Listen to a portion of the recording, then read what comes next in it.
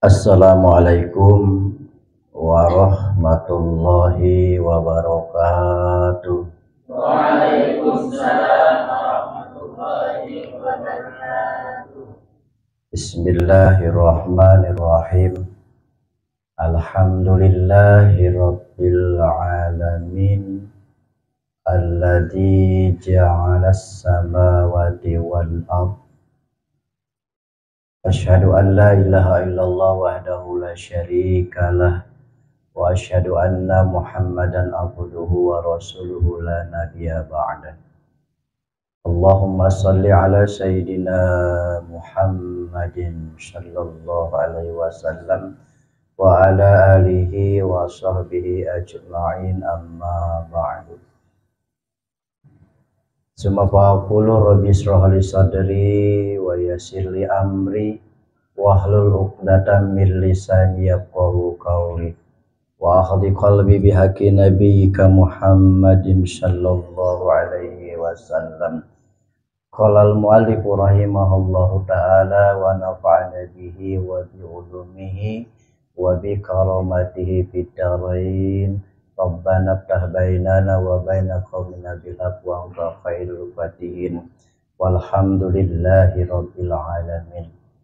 Ilahi anta maksudi wa ridhoka matlubi, a'udhini mahabbataka wa ma'rifatak. Yang saya hormati Ketua OSIS, Ketua MPK beserta jajarannya. Yang saya hormati Ketua Rohis Ikhwan dan Akhwat beserta jajarannya, dan yang saya hormati pembawa acara yang telah memberikan waktunya kepada saya beserta para hadirin semuanya. Mudah-mudahan kita selalu ada dalam naungan lindungan Allah Subhanahu wa ta'ala. Para hadirin semuanya, kita ini adalah memiliki tempat ternyaman. Setiap makhluk Allah yang diciptakan oleh Allah itu memiliki tempat ternyaman. Bahasa tempat ternyaman kalau kita itu selalu dibandingkan atau digambarkan dengan seorang kekasih. Itu salah besar.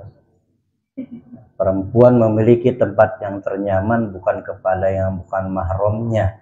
Perempuan, anak perempuan, tempat ternyaman adalah ayah bundanya. Begitupun laki-laki, tempat ternyaman adalah rumahnya yang ada kedua orang tuanya. Jadi kalau anggota OSIS, anggota MPK, kalau dia memiliki sandaran yang begitu berharga tapi adalah makhluk, tapi bukan mahram, itu salah besar. Salah besar. Allah menciptakan beberapa tempat ternyaman bagi makhluk-makhluk Allah. Kenapa? Makhluk-makhluk Allah itu ada yang ditempatkan di langit. Makhluk-makhluk Allah ada yang ditempatkan di bumi. Makhluk-makhluk Allah ada yang ditempatkan di gunung. Jadi kita baru tahu bahwa gunung adalah salah satu tempat makhluk Allah, khusus ditempatkannya untuk makhluk Allah yang namanya apa. Langit juga ditempatkan untuk makhluk Allah. Yang jelas bumi adalah ditempatkan untuk manusia seperti kita. Manusia pilihan-pilihan Allah, makhluk-makhluk pilihan-pilihan Allah dipilih untuk hadir dalam kajian taklim. Ini bukan unsur kesengajaan, tapi sudah direncanakan oleh Allah di zaman azali dengan sifat irodahnya Allah, bahwa hari ini kita akan berkumpul berhadapan. Saya pakai baju batik pendek, kamu pakai baju pramuka. MC-nya ini adalah dari 11.4, kemudian yang kulumnya dari 11.1. Hafal. Nah, ini adalah sudah direncanakan dari sejak ajali zaman dulu, sebelum kita lahir ke alam dunia. Tetapi dipertontonkan kepada kita oleh Allah. Lihat Nurul, kamu kultum. Ya, lihat Desti, kamu sebagai MC. Lihat Alwi, maneh duduk pang tukang nak. Nah itu realisasinya adalah sekarang, namanya kudrat Allah. Irodahnya adalah buktinya, irodah adalah rencananya Allah. Kemudian realisasinya adalah sekarang kita kumpul di tempat yang mulia. Ada satu nasihat dari Rasulullah Shallallahu Alaihi Wasallam di dalam kitab Nashihul Ibad. nasihat-nasihat bagi semua hamba. Ada hadis Rasulullah di bab keempat, maqalah yang keempat. Wal maqalatur rabi'atu, dan nasihat yang nomor 4 di bab keempat. Qaulan Nabi sallallahu alaihi wasallam, telah bersabda Nabi sallallahu alaihi wasallam, al kawakibu amanun li ahli samai. Al kawakibu, bintang-bintang itu adalah tempat yang paling ternyaman li ahli samai, bagi penduduk langit. Oh, ternyata di langit ada penduduknya, ada penduduknya. 7 lapis langit itu ada penduduknya, 7 lapis bumi juga ada penduduknya.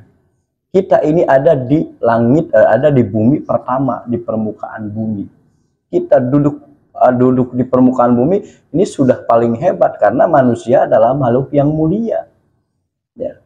Semua pada sirik kepada manusia, termasuk iblis, termasuk setan, termasuk jin, iblis, itu sirik mereka. Kenapa manusia diunggulkan? Karena manusia adalah diberikan akal yang sehat. Dan makhluk Allah yang harus beribadah itu hanyalah 2, jin dan manusia. Kama qala Allah Ta'ala fi ayatil Qur'an, wa ma khalaqtul jinna wal insa illa liya'budun. Tidaklah aku ciptakan jin dan manusia terkecuali hanya untuk beribadah. Yang beribadah kepada Allah itu hanya jin dan manusia. Iblis, setan nggak perlu beribadah karena sudah takabur. Malaikat tidak perlu beribadah karena memang malaikat imannya tidak pernah turun. Nah, kalau manusia kenapa harus beribadah dengan jin? Karena iman manusia kadang naik, kadang turun. Lobat turun tinimbang naik. Nah, betul apa tidak? Ya, banyak turunnya kita mah daripada naiknya. Kapan iman kita naik? Ketika kita menang KIP. Menang KIP, iman naik. Duit boga, belanja tinggal beli, langsung ibadah. Oh, sunnah qobliyah, ba'diyah, kabeh dilakonan. Subuh gitu kaberangan, les beetan ledis duit KIP, turun deui bae iman. Ya. Nu ayat suuzon beka Allah, betul. Ya Allah, kok aku begini terus sih? Ya Allah, kenapa tidak seperti orang-orang di sana? Mereka begitu bahagia, berjalan, sekolah, pakai motor yang baik. Kenapa saya ini cuma jalan kaki alias skuter? Suuzon ke Allah kadang-kadang ya, imannya kita sudah turun. Nah, bintang-bintang ini adalah tempat yang teraman bagi makhluk Allah yang ada di langit. Faiza intasyarat, ketika akan terjadi di bintang-bintang atau pada penghuni langit itu, intasyarat artinya pecah. Ketika langit itu menjadi pecah, ketika bintang-bintang itu menjadi pecah atau menyebar, maksudnya bintang-bintang itu menyebar ya, berarti pecah. Intasyarat ayatafarraqatil kawakib, tegesna pecah semua bintang ke bintang, kanal qada'u, maka timbullah suatu hukum, suatu kepastian dari Allah bagi makhluk langit. Jadi tidak sembarangan, bro. Ya, makhluk langit juga sama, ngegeder seperti kita. Ya, kita ada hujan gede, guluduk, kabeh nyara rumput. Ya, wudhu kabeh karena kolong meja, lain mabari ngadu Allahumma la taqtul nabi godobika, ya mah aduh.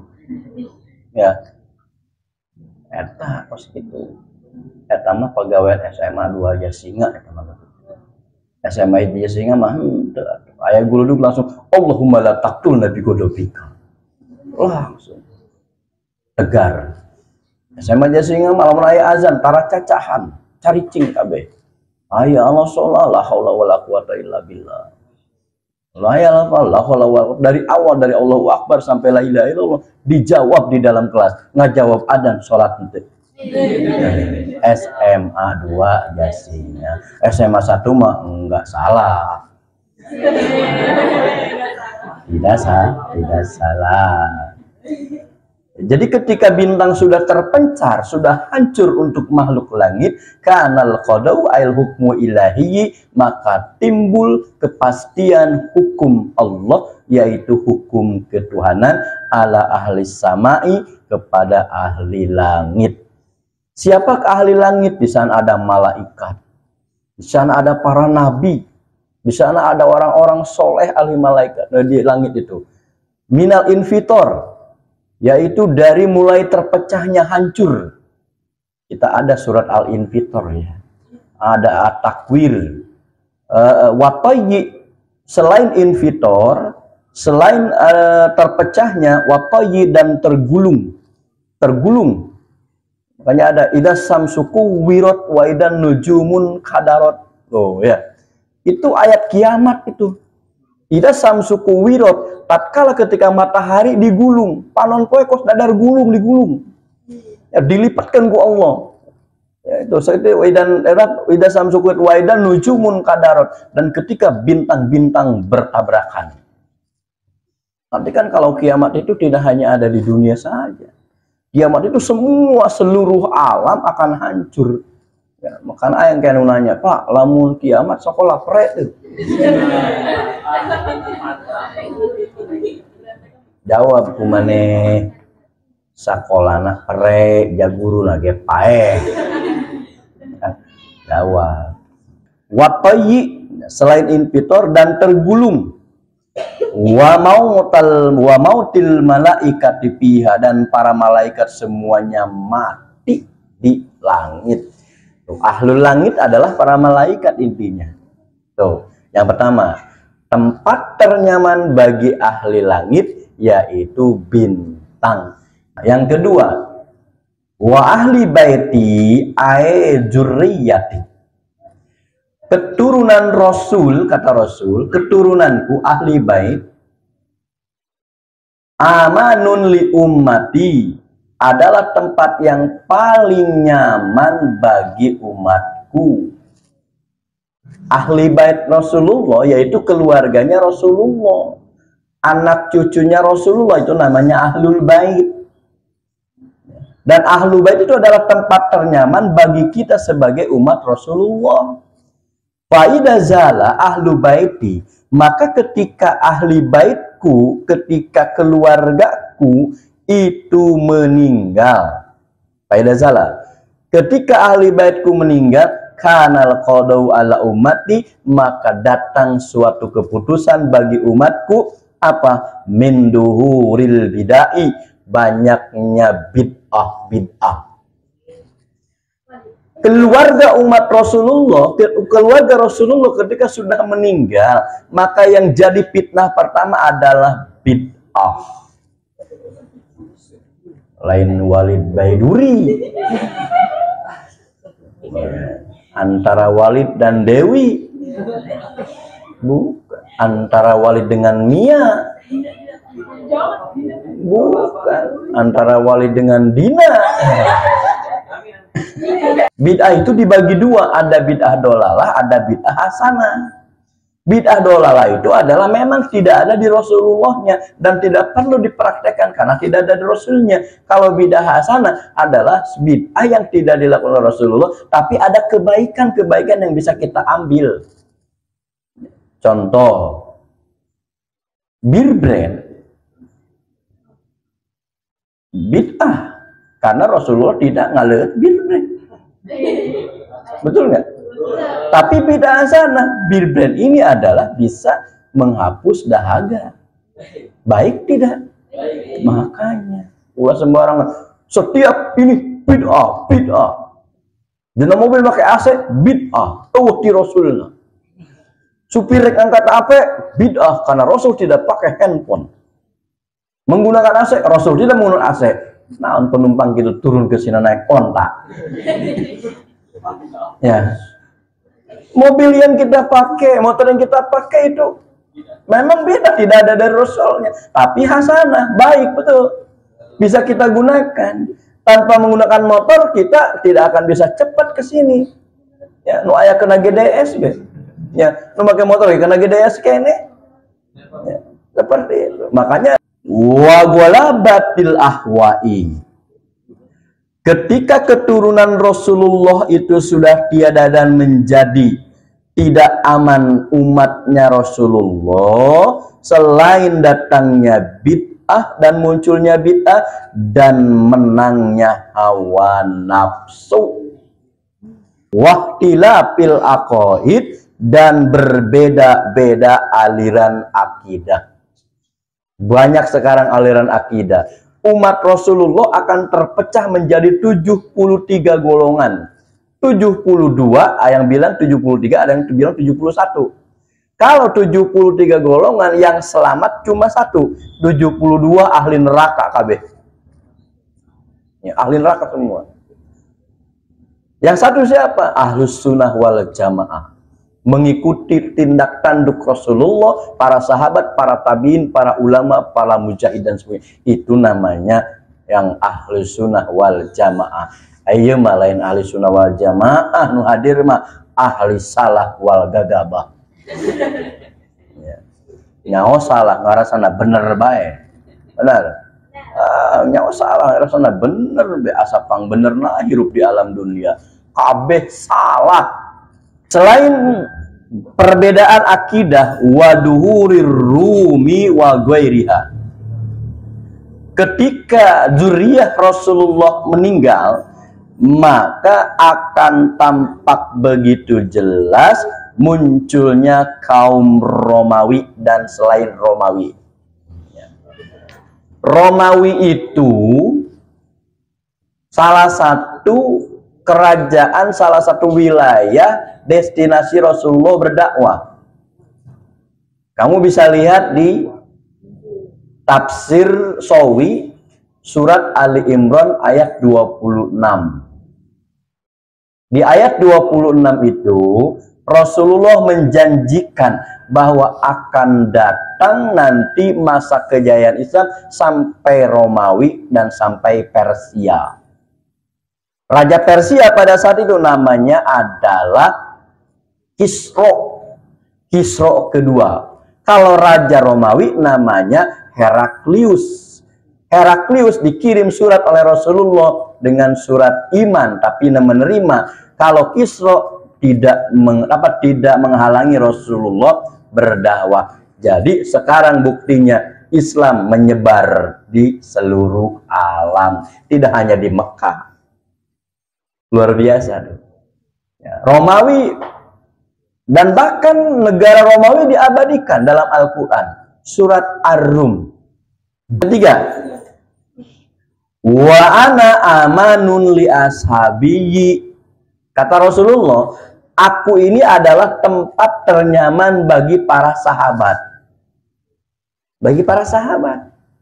Abu Bakar merasa nyaman dengan Rasulullah. Umar merasa nyaman, Utsman merasa nyaman, begitupun Ali bin Abi Thalib juga merasa nyaman dengan Rasulullah. Karena memang Rasulullah sudah mengatakan, wa ana amanun li ashabiyyi, aku ini adalah tempat ternyaman bagi para sahabat-sahabatku.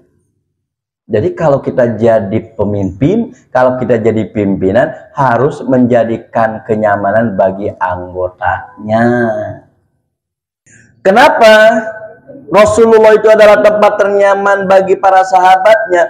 Faiza dhahabtu aimittu. Maka ketika aku ini wafat, kata Rasulullah, ketika aku ini meninggal, kanal qadau ala ashabiyyi, maka datanglah suatu keputusan bagi sahabat-sahabatku. Mana keputusannya? Mana kejadiannya ketika Rasulullah meninggal? Minal fitani, banyak fitnah sana sini. Fitnah berkelayangan, fitnah bertebaran karena Rasulullahnya sudah wafat. Hati-hati tuh, sekarang sudah. Wal hurubi, selain fitnah, maka akan ada juga keputusan bagi para sahabat Rasul adalah banyaknya peperangan. Terjadi kan sekarang? Banyaknya peperangan karena Rasulullah sudah wafat. Dan ini dikatakan oleh Rasulullah semasa hidupnya, berarti di masa yang akan datang akan terjadi. Di zaman engke kahadat bakal terjadi bahwa akan ada peperangan betul. Wa irtidadi, dan banyak yang murtad. Betul nggak? Banyak yang murtad tuh. Manirtadda wahtilafil qulubi, dan banyak Kalau Rasulullah sudah meninggal, bercerai-berai tentang urusan hati. Tentang urusan hati akan bercerai-berai. Sudah terjadi sekarang. Terakhir. Wal jibalu amanun li ahlil ardh. Nah, bagi kita sekarang, gunung-gunung itu adalah tempat teraman bagi manusia yang tinggal di bumi. Ayo coba. Pakunya bumi sekarang sudah mulai tidak ada. Makanya lini saeutik ngegebeg, bener. Karena pakunya bumi sudah diratakan jadi jalan. Dikedukan. Di jerona diambil emasnya. Dalam gunung emasnya banyak diambil. Akhirnya si gunung rata. Kemarin di Pangaradin ayah menemukan emas beratnya 60 kg. Emas beratnya 60 kg. Pas eta emas ditimbang langsung ngajlot. Mas Paimin.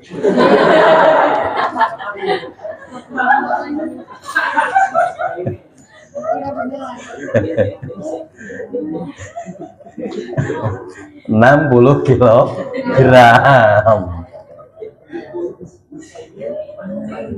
Apa-apa heureuy saeutik. Jadi tempat ternyaman bagi kita penduduk bumi adalah manusia, adalah gunung. Faida zahabta, ketika gunung itu runtuh, ketika gunung itu sudah hancur atau hilang, gunung-gunung itu kanal qadau ala ahlil ardh, maka akan muncul suatu keputusan bagi penduduk bumi. Banjir di mana-mana, ya, longsor di mana-mana, banyak bencana.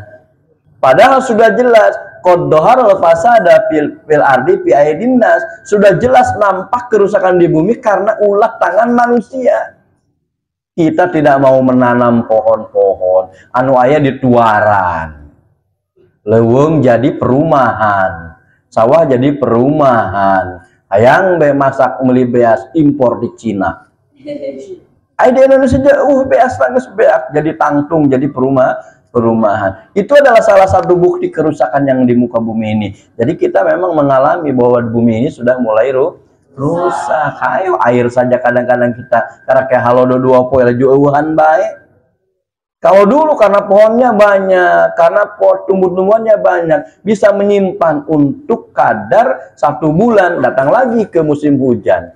Hari ayeuna, ya, ini adalah karena tingkah pola manusia yang menghancurkan bumi itu sendiri. Padahal bumi ini, gunung-gunung ditancapkan adalah tempat ternyaman dan teraman bagi manusia. Nah, ini adalah kesimpulan dari keempat. Rasulullah sudah mengatakan sebelum beliau wafat, dan ini bahkan akan terjadi, ternyata sudah terjadi saat ini. Hadirin jamaah taklim, mudah-mudahan apa yang saya sampaikan dari kitab Nasholibat itu ada manfaatnya, khususnya bagi saya pribadi, umumnya bagi jamaah semuanya. Salahnya adalah karena memang kebodohan pribadi, dan betulnya adalah otomatis karena karunia Allah Subhanahu wa Ta'ala. Mohon maaf apabila ada yang tersinggung dengan kata-kata dan ucapan dengan penjelasan terhadap kitab ini kepada yang hadir hari ini. Semoga dibukakan pintu maaf yang selebar-lebarnya. Wallahul muwaffiq ila aqwamit thoriq. Assalamualaikum warahmatullahi wabarakatuh. Waalaikumsalam warahmatullahi wabarakatuh.